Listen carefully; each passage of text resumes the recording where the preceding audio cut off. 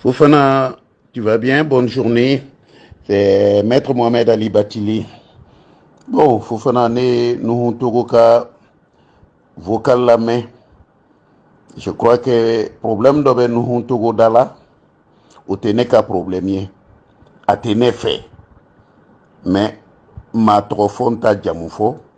a wuliko chien keme, abe wuline de camp. Oh, ne y'ale ni ala yɛrɛ to sa puisque a yɛrɛ ko k'a ye hɔrɔn ye an t'a ni ala to i bɛ taa baga mɔgɔ ma i bɛ se ka taa ɲininka ko kɛra cogo min yanni i k'o kɛ i bɛ bɔ n'a tɔgɔ jugu de ye k'o di mɔgɔw ma dossier b'a bolo dossier n'u togo tɛ taa n'a ye dossier bɛ taa yɔrɔ min wa yan'a ka taa n'a ye radio la puisque ale ɲɛna n ye kojugu de kɛ mais n b'a ɲɛfɔ e ye a tɛ jɛnya yɛrɛ a tɛ jɛnya. Fofana ni logements sociaux dira minnu ma commission mana attribué o la dɔw bɛ kɛ u t'a sara a se t'u ye caman yɛrɛ yera olu tun ɲana so niruw la de dɔw b'a fɔ kari y'a di yan u bɛ président dɔ tɔgɔ fɔ ou bien président muso dɔ tɔgɔ fɔ ou bien président den dɔ tɔgɔ fɔ k'o de ye so di olu ma olu yɛrɛ t'a dɔn ko so in bɛ sara o président dun ma sara a muso ma sara a den ma sara donc waati bɛna ye k'a fɔ olu bɛ so kɔnɔ so tɛ ka sara ni mɔgɔw ser'u ma k'u k'a sara u b'a fɔ a se t'olu ye olu ɲɛna so in k'u nir'u la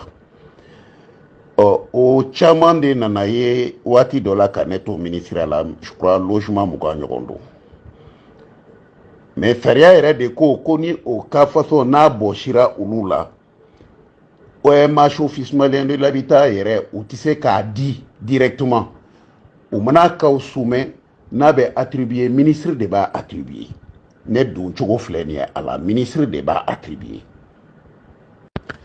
u kɛlen ka n'a fɔ n ye ko o cas façon bɛ à peu près 20 logements ne ko n k'u yɛrɛ k'a lajɛ dossier kɔrɔw b'olu de bolo u ka don a kɔnɔ u k'a lajɛ mɔgɔ mun ni o n'a ka kan mais attribution na so dɛsɛra a ma sɔrɔ u k'a wele u k'a d'a ma o 20 logements in na ne hakili bɛ so fila la n da donna mun na a so kelen domaine yɛrɛ ministère des domaines ou bien ministère de l'urbanisme puisque a kɛra ka sɔrɔ n bɛ ministre des domaines ya ni urbanisme la o fonctionnaire kelen bɛ yen mais a tigi tɛ yeli kɛ non-voyant minnu kalanna n'u y'u affecté service la ale y'o dɔ de ye donc a tɛ yeli kɛ a fana ye so ɲini a ma sɔrɔ parce que so mun attribuera ale la o tilara k'o attribuer mɔgɔ wɛrɛ la tile tun dira a ma u nan'o tile minɛ a la k'o di mɔgɔ wɛrɛ ma vraiment a tun y'a dusu kasi a y'a da a ka bana yɛrɛ kan k'a fɔ ne ye banabaatɔ ye u jɔra an na ne tun t'o kalama o ma kɛ n tile la nin cas in nalen u y'o tigi yira n na n ko bɔn aw b'aw jija aw ka nin ka so d'a ma parce que tile tun dira a ma a minɛna la a ye kelen di nin ma a filanan o kɛra artiste min ye Kayira de Tombouctou la grande cantatrice l'artiste je crois qu'elle est décédée o fana nana a ko ne bɛ nin bɛɛ la Mali kɔnɔ so tɛ n bolo dɔ de ye a ka mɔgɔ dɔ de ye nana ministère la o n'a nana k'a présenter na ko vraiment a ko a mago bɛ n na ko n k'a lajɛ ala ni kira kama ka so kelen d'a ma n ko bɔn n ye o fana ci commission na nka y'aw jija aw ka kelen di nin ma n ko le Mali doit être reconnaissant à des gens comme ça voilà Nuhun Togo ne da donna nin dossier fila de la sur les 20 logements mais a bɛɛ bɛ attribué jɔn fɛ le ministre c'est la loi qui le dit Nuhun Togo sariya lajɛ sa i ka kuma i bɛ Mali ko la i tɛ Mali sariya dɔn i bɛ bɔ k'i panpan n b'a dɔn dossier bɛ n bolo dossier mugan mun ni ne y'a signé ne de y'a signé mais n b'i bila au défi n y'a feere de wa t'a don a sotigi kelen kelenna kan i k'u ɲininka n'u ni ne bɛ ɲɔgɔn dɔn an tɛ ɲɔgɔn dɔn Nuhun Togo an tɛ ɲɔgɔn dɔn ne t'i ɲɔgɔn ye i b'a kɛ ala kama i occupé i ka vie la i ka ne to yen walahi Nuhun Togo ne t'i ɲɔgɔn ye ne yɛrɛ t'a fɛ ka kuma e mɔgɔ façon de fɛ parce que mɔgɔ mun ni a t'a yɛrɛ dɔn danbe t'a la ne tɛ kuma o fɛ o wallahi Nuhu Togo i bɛ yafa n ma ne tɛ kuma e mɔgɔ façon fɛ. Fofana, merci. Mais même pour compléter ce que je viens de dire, association d'obé Mounoumbe logements sociaux n'ina aboulou de temena. Ne nous sigira au cas président à l'époque à Toko Touré. Prénom Borankono, mais il s'appelait Touré. C'est une association des demandeurs de logements sociaux. Ibo Mbaka numéro la jenga répertoire la Mbachima. Nous faisons ta OMH la ka OMH mɔgɔw wele aw kana logement attribué nous kɔfɛ nous des demandeurs ye a ka kɛ o ɲana a kana fɔ ko magui kɛra la donc Touré n'a ka délégation taara u ni OMH sigira u yɛrɛ ka mɔgɔw ye logement sɔrɔ a sen fɛ a l'o kɔnɔ Touré nana ne remercier fo n ka so a nana fo a n'a ka délégation bɛɛ u ye n sɔrɔ n ka cour kɔnɔ an bɛ deli ka sigiyɔrɔ ma a ye n sɔrɔ ye a ye n fo a taara so a bɛ n wele mon père a ko vraiment olu ma ni ɲɔgɔn ye fɔlɔ Nuhu Togo ne tɛ ni manamana ko la à mon âge ne tɛna nin kɛ ko ye Nuhu Togo moi j'ai été cadre de ce pays à 22 ans 6 mois wa n ye baara kɛ yɔrɔ yɔrɔ ta ɲininkali kɛ ni dɔrɔmɛ kelen tununa ne Bacili kɔ ta n'i labila mais il faut tenir des cas et nous Togo yi ite mun don iko ibo don ite mun ye iko iyoye kelen fla ebe wuli ede nembe yelema abeke simanya abeke jemanya ede beni bekono Nuhu Togo maliko maseni na wala neko ngo mali akuma bina yoromina hala kelika gele parce que ni mo façon te jamana jola yi ulu eta nyini na ode meta nyini konona na uba nyini nu e dola goshi u kobe dia doye ni ne la goshi i kobe dia doye o tigebe do dima ta do mine ne dambe mambla ola ishi kono wantoke wa ne be fofo fie Nuhu Togo abele kese abekne ntema kilin ta fo nti sirane ta fo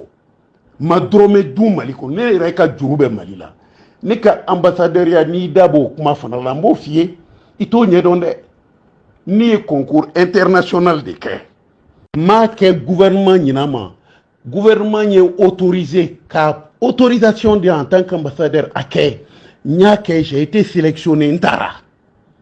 Nuhu Togo nito dombo fie ka bie chi Bamako novembre décembre janvier nga bie be Bamako ministère des affaires étrangères là oui banka nga bie chi ma luma fonye ko nganyina ni yorom concours ka o mo de ni ne nyoy Dakar mais i gagnina place mbi bolo fo fin février ni fin février ni mana mo mu ndari ka ambota muna itena ango amafone ko nganyina de kika bie bebe Bamako au Kera vers le 18 février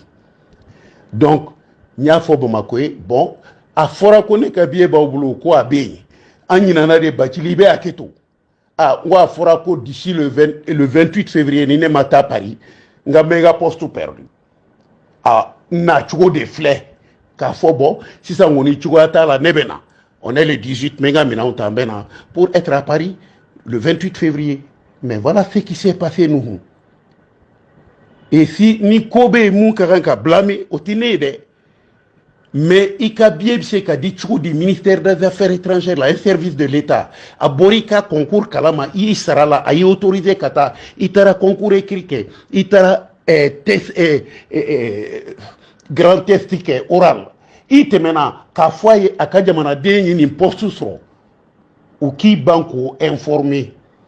au Djouya Ninde, nous, Togo, et Refunabo Djouya façon de kono, au Djouya Hakilina de Ben Malien, on a été fait. D'autres m'a fait ne kanga ni poste perdu abe munya ale alo to donne mais ame Bacili l'a perdu wa ala masone ka perdu nyenga bie tantaranga barake Nuhu Togo no de ko ne boli la me boli nye juru de tawanye shweli de kewa nyenga concours gagné ntito funa barake o nyengo ya be do la ko Bacili bolla mais Nuhu Togo ay sabalisa e ko ki kala ne no mo kala ne ntini kuma façon fo ni krema kuma odi mamu no koko akala na ko fa dadu na jamana wore défense la o te boka kuma tan ibe kuma wore de fo kuma mu basigile no kuma mu iba nye don mais te bo palo na radio la tenno kishiki bi be ni fo sini be ni fo nu to tani tai na ka be shika kuma ne batilika ni mbekene chien là ba ene reke to fonda kono tellement tigele mbila merci. Voilà, et Fofana nye chenga numéro so atro Moussa Mandjou Touré aka numéro ye 66 98 92 40 allez de kumbe association nunu nye fe ka neto barala aka numéro fle iba nyininga no asro